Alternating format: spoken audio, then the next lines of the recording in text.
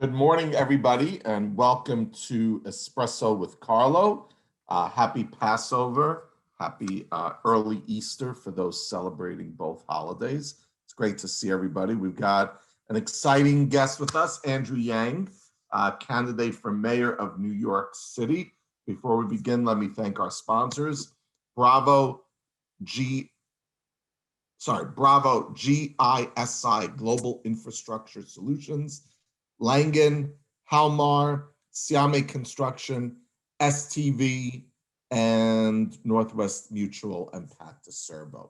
I'm gonna just jump in because we've got a lot of attendees and we've got our candidate Andrew Yang for a short time this morning. Andrew, good morning. It's great to see you.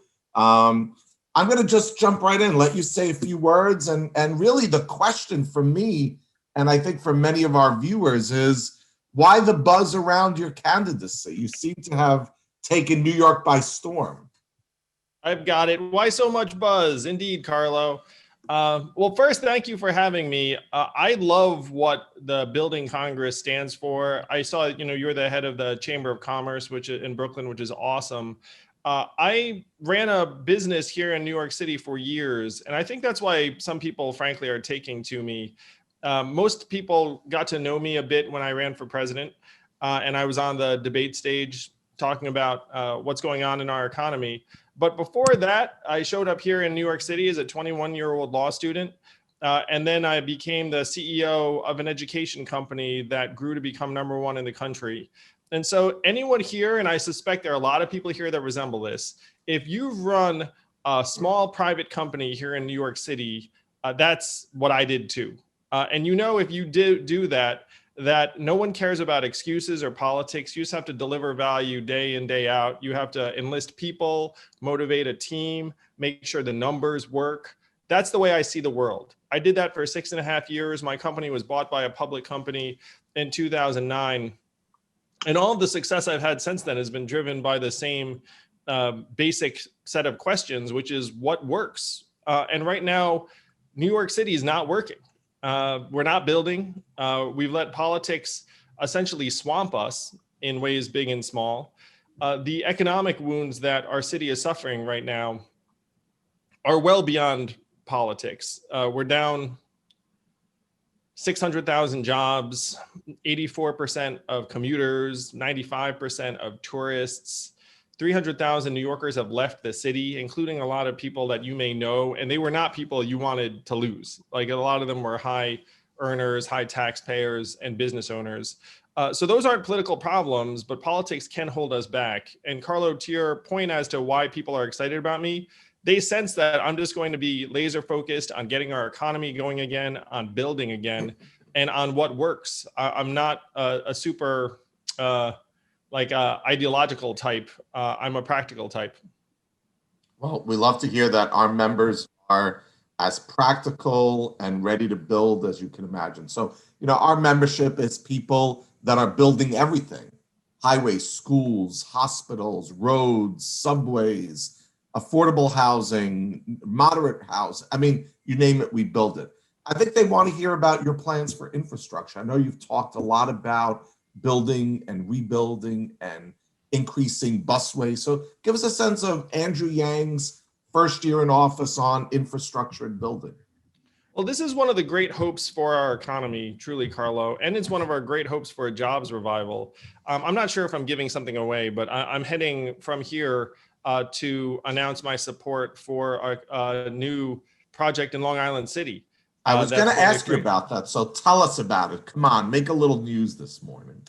So there's a project that I'm going to champion, start to build a new green energy plant in Long Island City, right by where Amazon was potentially going to be.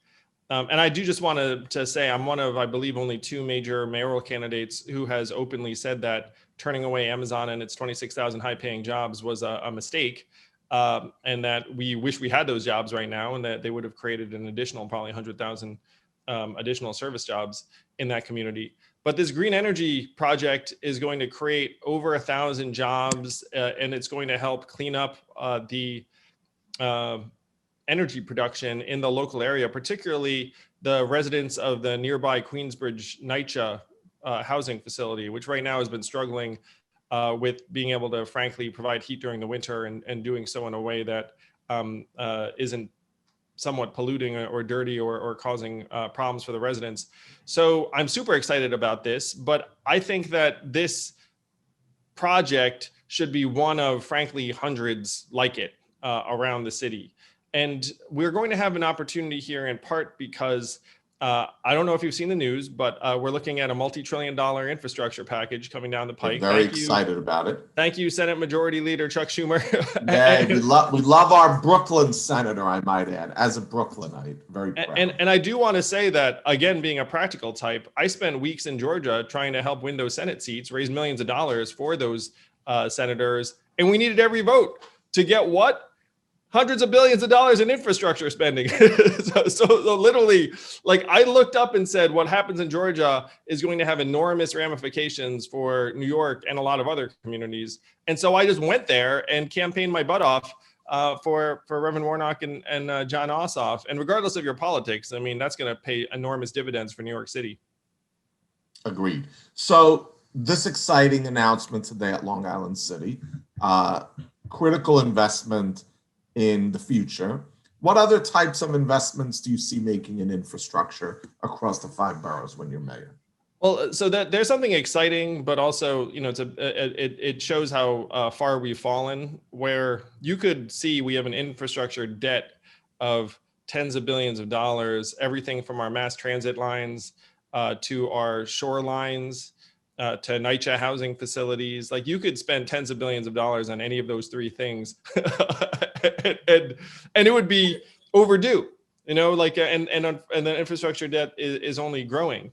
I sometimes do an exercise that I'd imagine some of you do too. And I just want to say how much I love people who are building things in New York City. In part because there's a lot of vision and risk involved. Like, you have a sense as to what can take place in a site. But also you tend to be driven by whatever's good for the city. Like, if it's good for the city, it's good for you because you literally have like massive investments built up. So I sometimes do an exercise that maybe some of you do, which is like, what should the New York City of the future look like? And that is something that helps guide what I think our infrastructure investments should be. So I'm all for investing in busways and bikeability and walkability, because I think it's key to our city's competitiveness to be able to attract people here and say you don't necessarily need to own a car to live in New York City. And I feel that personally, because I showed up here as a 21-year-old student and did not buy a car until 20 years later when my second son was born. So, you know, you got like 20 years of. And you know you need one. Yeah, I mean, eventually, you know, you have kids, and then it's like you're like, all right. But you know, those were 20 very happy years of riding the subway and biking and walking. So I want to adjust our infrastructure accordingly so that people feel confident that there are multiple ways to get around New York City that are not an automobile. Great. You know, one of your signature platforms, both when you were running for president and running for mayor, is the universal basic income. I think many of our members have heard it, but they don't really know what it means. Tell us what you envision that to look like if you're mayor. Well, first, at the federal level, it's now become policy. I mean, a lot of people got these $1,400 checks that put tens of billions of dollars into people's hands that just went back into the consumer economy, you know, just went to food and fuel and groceries and the like. And there's also now a child tax credit that's going to reduce poverty for millions of families around the country. So that's very much what I was fighting for, is just cash relief. Now, at the New York City level, you cannot, frankly, implement a universal basic income anywhere near that kind of magnitude.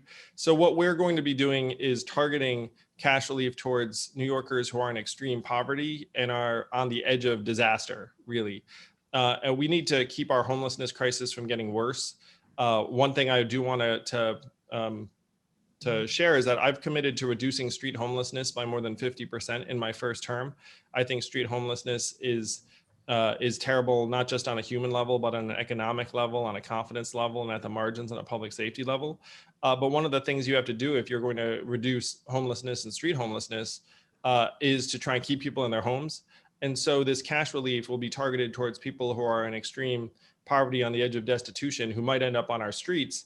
And if you wind up in our sheltering system, we're spending $6,000 a month to house a family in our sheltering system. You've probably seen the headlines that pained you about New York City putting homeless people in hotel rooms and paying $200 a night for those rooms. And if you do that math, that's also $6,000 a month. So if you invest a very small fraction of that, trying to keep people in stable situations, given frankly the inefficiency of a lot of New York City's institutions, we'll actually get a lot of that money back and maybe even save money. We agree. So you mentioned inefficiencies in New York and how it's not working. How does Mayor Yang fix the inefficiencies of our government? I mean, structural inefficiencies that need to be fixed.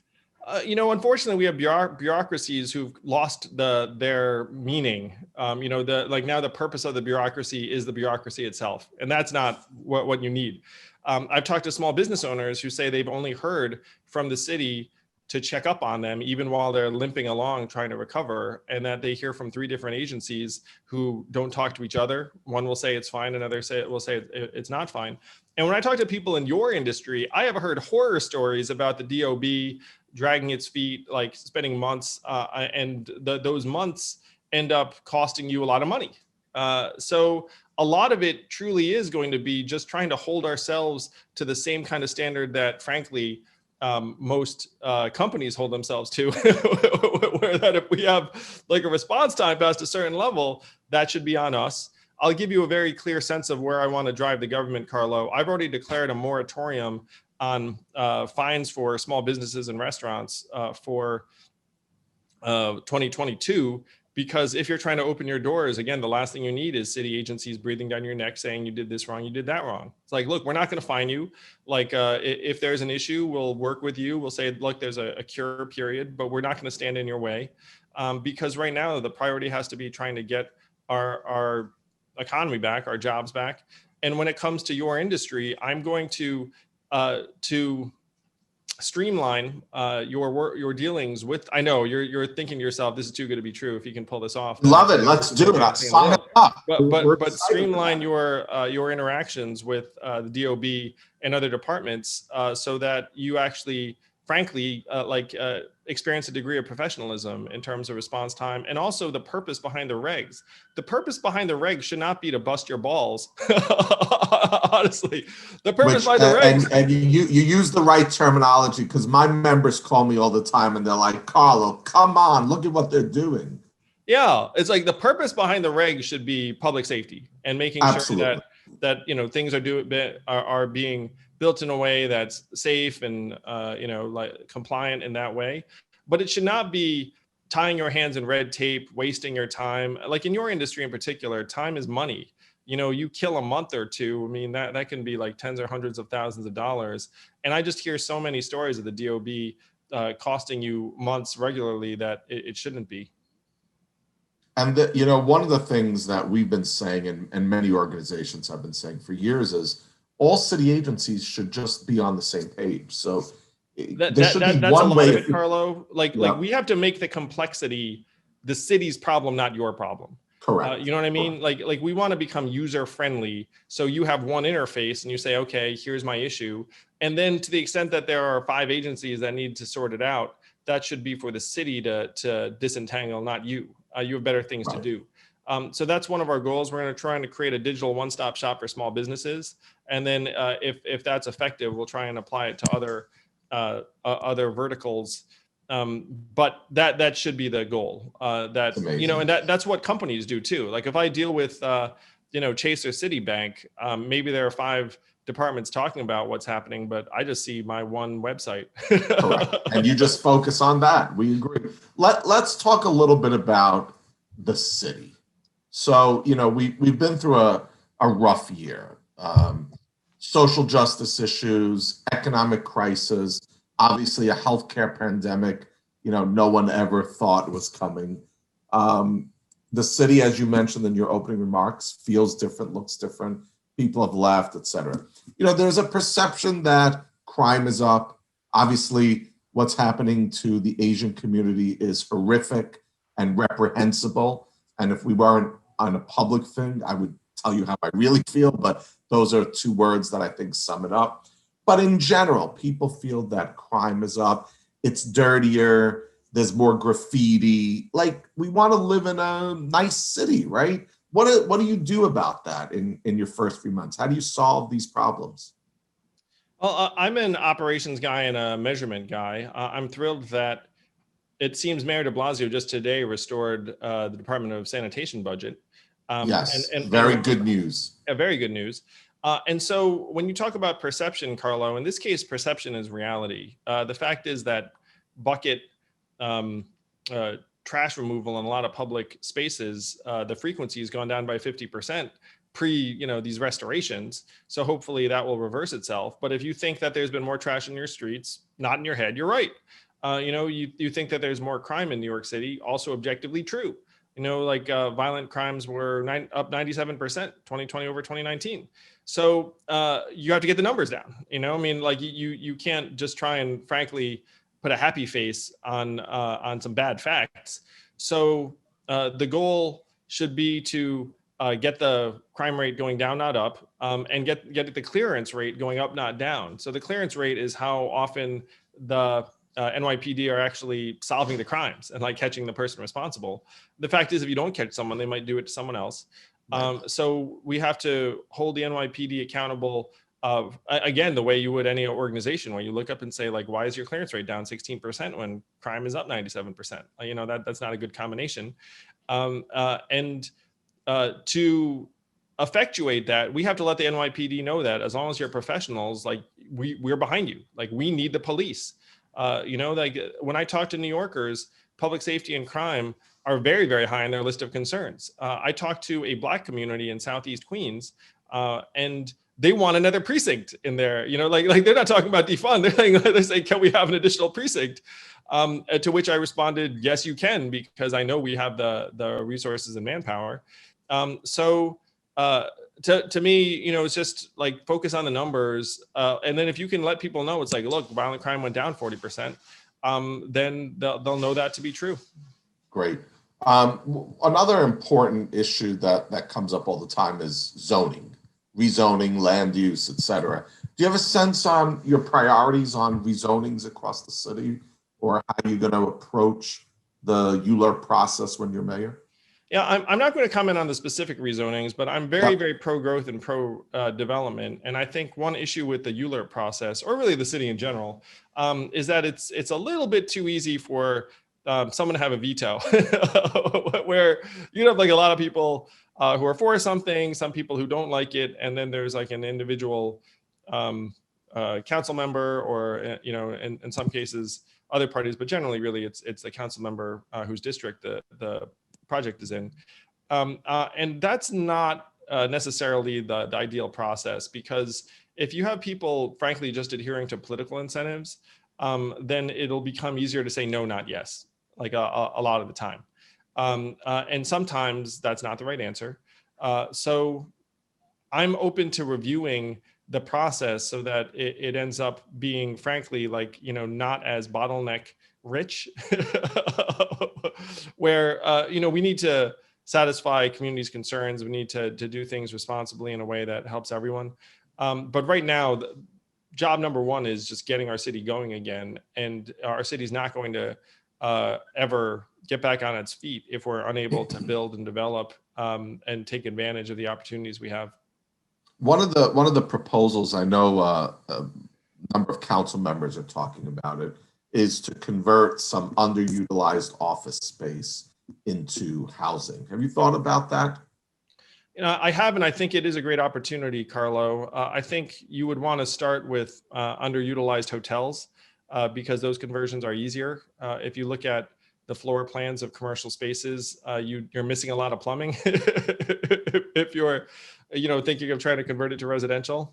You've all been in the converted office buildings, and they're cool, but they're a little bit funky. You know what I'm talking about? Yep. The layouts are a little bit this isn't quite, sometimes it's cool. Sometimes, the dimensions are positive and interesting. So I think, all right, I'm going to lay it out all for you in a way that I think you'll appreciate. So let's say you're down 60 out of 65 million tourists, which we are. Yes. And a lot of And those I was just going to ask you about tourism. So yeah. And a lot of those tourists are international. So it might be a while.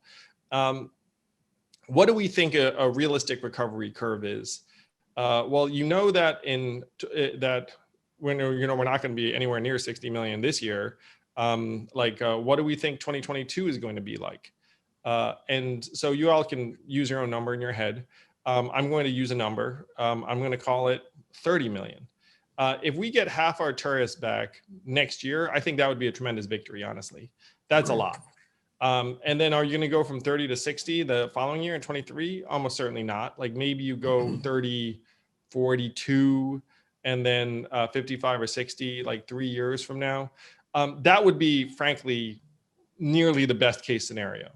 That's if you invest a lot and do a lot, and people are excited to be here. Like that would be something I'd be excited about.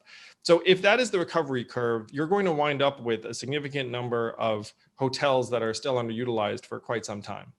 And so there are opportunities, I think, around trying to convert some of those hotels. And commercial office building, you can use the same analysis. You're missing 84% of commuters right now. Like, when do you think you get them all back?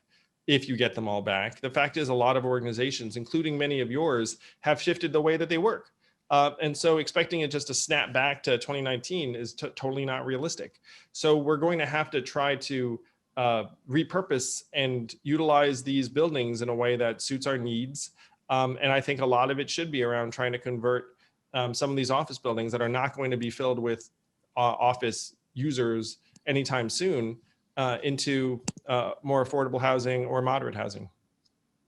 Sounds great. You know, one of the things you've talked a lot about is culture, nightlife, getting New York vibrant again. And so what do we expect for fun out of a Yang administration?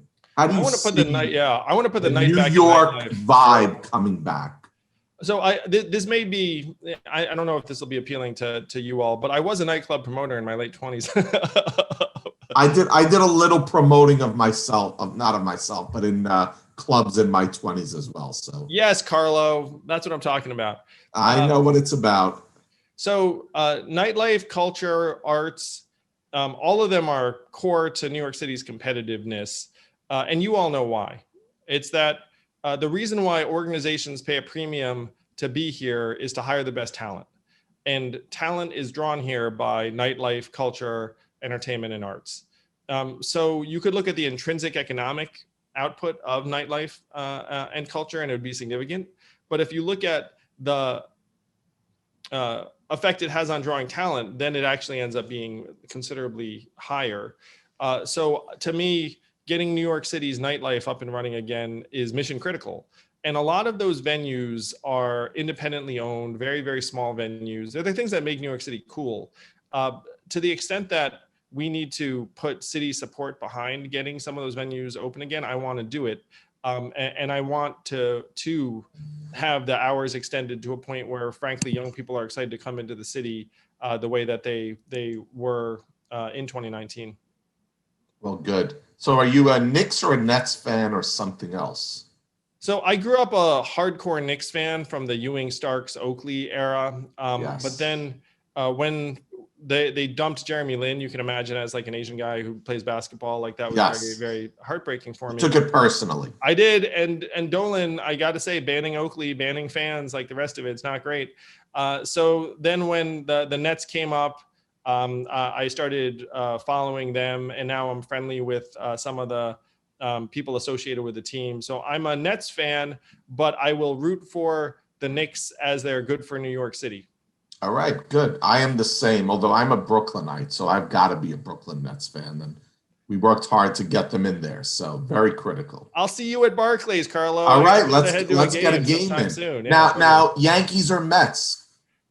Mets from the Keith Hernandez, Darryl Strawberry, Dwight Gooden era on. I think we're gonna have a great year. I think we're gonna have a great year. Though again, I'm going to the Yankees home opener tomorrow because it's good for New York City. It's great for New York. I'm a Yankee fan, but I think New York sports are the best. You're gonna have a good year too, Carlo. We're gonna have a great year. Subway Series. Let's do it. Let's do it. And I will say this. We put out a report a couple of years ago about the importance of cultural building. So, our members are the ones who built Yankee Stadium and Citi Field and the Barclays. And, it's good for business. It's good for construction. We want more of this. We want people to say, when you want to have a great time, go to New York. You don't have to go anywhere else. So that's one reason I know we've only got a couple Carlo. of more minutes Yeah. with you, but local neighborhoods are what make New York, right? I live in Bay Ridge. I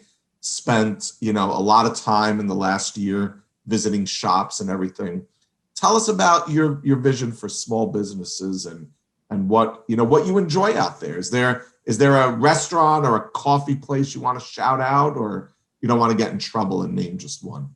There's a pizza place near me in Hell's Kitchen called Corner Slice, and I genuinely think it's some of the best pizza in New York. So if you're ever in this neighborhood, I will check it out. But I'm super passionate about small businesses being able to survive.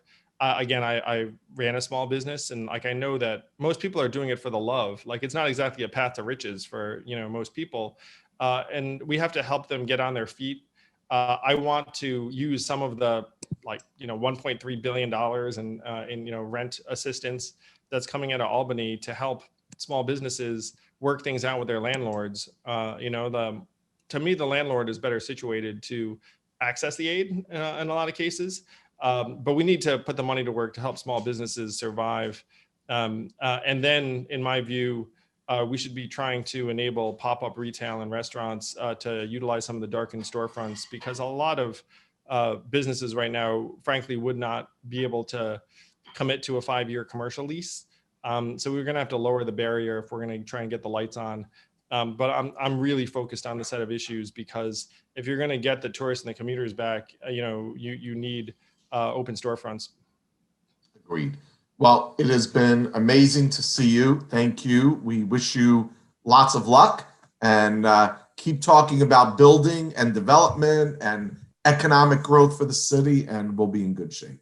I'm all about it, Carlo. Let's rebuild New York City. I'm going to be the pro-growth, pro-development mayor, and we're going to cut a ton of ribbons under my administration. Thank you all so much. Thank you. And I've got the big scissors ready for you, Andrew. Have a great day. Bring them, Carlo. We're going to need them. We're ready. Have a great day, everybody. Andrew Yang, thank you. And everybody, again, happy Passover and happy Easter. Have a great day.